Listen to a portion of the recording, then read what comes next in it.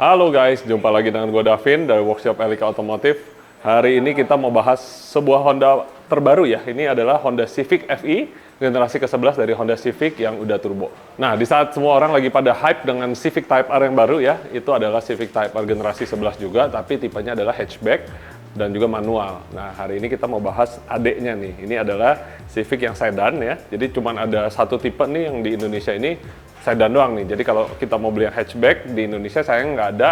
Menurut Honda mereka hanya menjual yang tipe hatchback itu di Civic Type R. Nah, hari ini Civic yang 1500 turbo ini sebenarnya nggak banyak terlihat di jalan. Agak sayang ya sebenarnya karena generasi ke-10 itu baik yang sedan maupun yang hatchback laris manis banget tuh di pasaran. Tapi setelah kita lihat memang di tahun 2022 ya keluarnya mobilnya di 23 kok kayaknya nggak terlalu selling good, kayaknya harganya emang agak sedikit tinggian sih.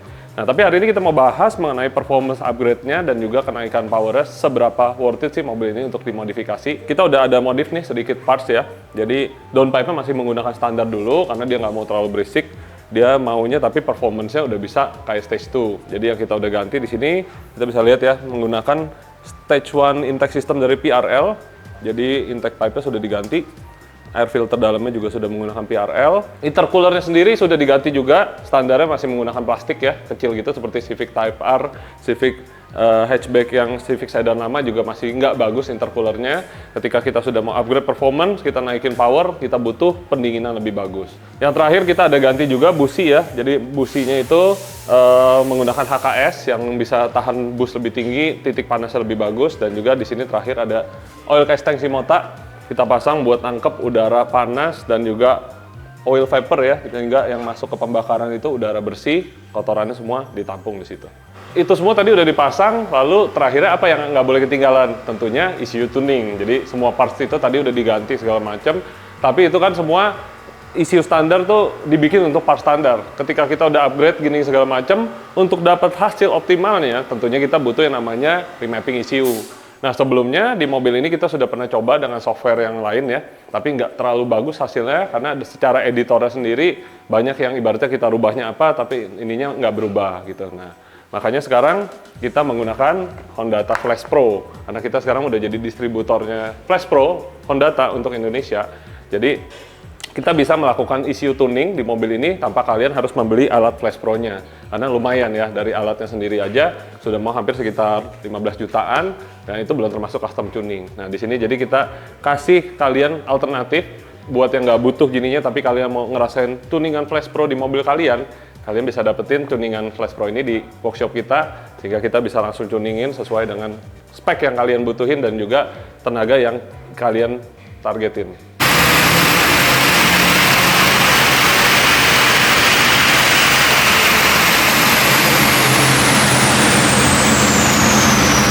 Nah, salah satu alasan kita memilih banget ya untuk tuning mobil-mobil Honda dengan Hondata itu karena software bagus. Jadi tugas kita sebagai tuner adalah nge-tuning mobil ya berdasarkan dengan parameter apa yang kita mau rubah di sini. Nah, kalau editornya aja jelek, ngaco, nggak karuan, apa yang kita rubah itu tidak tersampaikan ke mobil, malah yang misal dirubahnya ini ternyata yang berubah map lain. Nah, itu tentunya kita nggak bisa nge-tuning dengan bagus. Nah, dengan software ini memang mereka spesialisnya untuk mobil Honda. Dari zaman dulu mesin B, K, segala macam. Di sini kita bisa yang namanya live tuning. Nah, live tuning itu biasa kalau di mobil dengan sistem remap, kita jadi rubah, lalu kita flash. Kita lihat data log nggak bagus, kita rubah lagi, flash lagi. Nah, itu downtime-nya cukup lama, sehingga tuningnya jadi lama. Nah, di sini ada yang namanya live tuning, jadi gue bisa pilih table apa aja yang gue mau bikin, jadi sehingga kita bisa ngelakuin live tuning. Contoh gue langsung berubah nih, kita naikin timingnya berapa derajat, kita enter, dia langsung berubah, kita tinggal gas lagi. Nah, kalau di mobil ini, standarnya kita bisa lihat nih, ternyata dia ada speed limit cuman sampai 200. Nah, kita tinggal rubah, contoh dia jadi berapa? 250 deh. Yang masuk akal, kayaknya, oh itu 260 tuh. Kita masukinnya 260, yang nggak mungkin juga sih bisa dapat di Indonesia. Limiternya kita rubah, naikin lebih tinggi. Nah, jadi banyak juga nih, kayak contoh dia mengganti airflow sensornya dengan airflow sensor yang lebih besar bacaannya, atau dia ganti menggunakan open filter. Di sini kita bisa scaling juga, dia punya ini. Jadi benar-benar apa yang kita butuhin semua udah ada di sini ya. Bahkan sampai nantinya ke depannya kita mau menggunakan ethanol sensor, ketika kita mau menggunakan flex fuel, ini juga bisa. Makanya gue rekomen banget sekarang mobil-mobil Honda baru Dan nanti Civic Type R terbaru juga kita udah nggak sabar banget mau tuning pakai Hondata. Pokoknya punya mobil Type R, Civic Turbo baru, langsung aja ke sini kita lakuin dengan Hondata.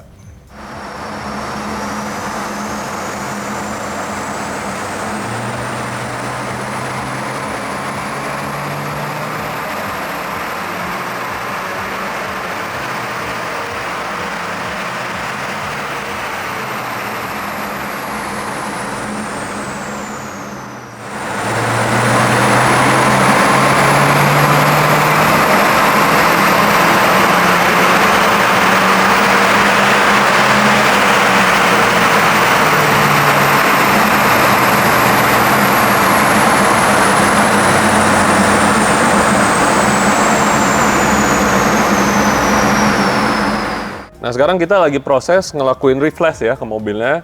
Biasanya butuh waktu sekitar 5 menit lah kurang lebih untuk nge-flash. Makanya kalau cara kayak begini kan lama nih. Dengan diadanya live tuning, tadi memudahkan kita untuk ngerubah langsung lihat hasilnya bedanya gimana gitu, naik apa turun powernya. Tapi setelah itu semua udah kita kelar, ya tetap kita harus flash begini karena ini untuk konfirmasi terakhirnya memang harus lakuin flash langsung ke ECU-nya. Jadi kalau yang tadi itu masih short memorinya, kalau ini langsung permanen hasilnya gitu. Nah, setelah selesai ini, kita akan lihat hasilnya dan nanti kita bahas perbedaannya gimana antara standar versus yang udah tuning.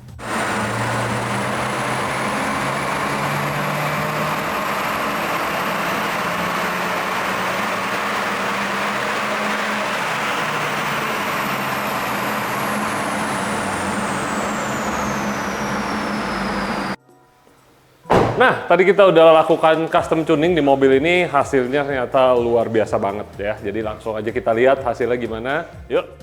Nah, di sini kondisi waktu standar ting-ting, sayangnya gue nggak sempet dyno, tapi kebetulan gue punya data hasil yang waktu itu ada mobil Civic kayak begini juga, standar ting-ting nih. Dia dapat power tuh waktu itu udah dapat sampai 130 wheel horsepower ya.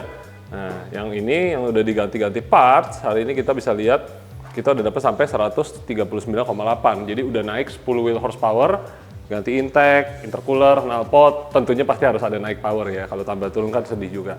Nah, setelah itu dilakukan custom tuning nih, jadi dapat sampai 170,6 wheel horsepower. Nah, jadi kita bisa lihat naiknya dari bawah sampai atas signifikan banget lah ya, dan juga kenaikan torque bisa dilihat juga bagus banget, naik torque-nya dari yang aslinya tuh torque-nya 164,1 wheel, ini sekarang dapat sampai 200 dengan parts gantian, dan setelah di-tuning kita dapat sampai 240 Nm on wheel. Nah, di mesinnya standarnya kan 175 180-an kurang lebih. Nah, di sini 180. Nah, yang warna kuning udah jadi 195 dan yang udah di-tuning dapat sampai 239 horsepower on engine. Jadi powernya datang dari RPM lebih rendah, dan di titik yang sama powernya udah bedanya jauh banget guys, naik hampir 30%. Jadi punya Civic 1.5 rasanya udah mendekati ke Type R, masih jauh lah ya, kalau ke Type R 300 sampai lebih, tapi cc-nya juga jauh, mesinnya beda.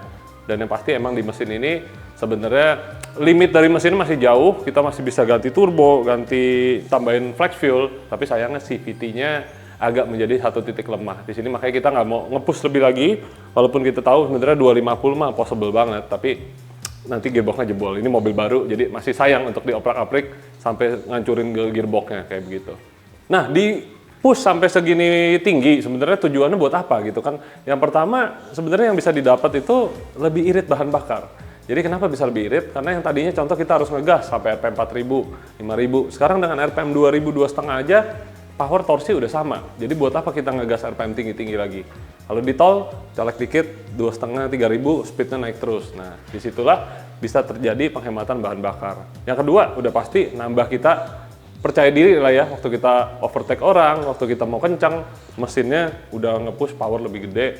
Dengan tentunya kita udah hitungin kayak coolingnya segala macam udah diperhitungkan dengan upgrade intercooler segala macam. Jadi tetap aman, tapi kita bisa dapat performance yang jauh lebih memuaskan lah pokoknya. Civic 1.5 rasa 2000 cc sekarang.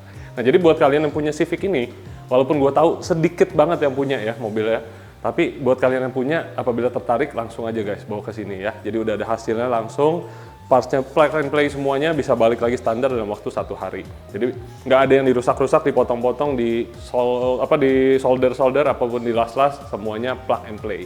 Nah itulah kurang lebih hasil daripada stage 2 lah ya, kita bilang stage 2 walaupun sebenarnya downpipe-nya masih standar, tapi hasilnya udah nge-push power 240 horsepower.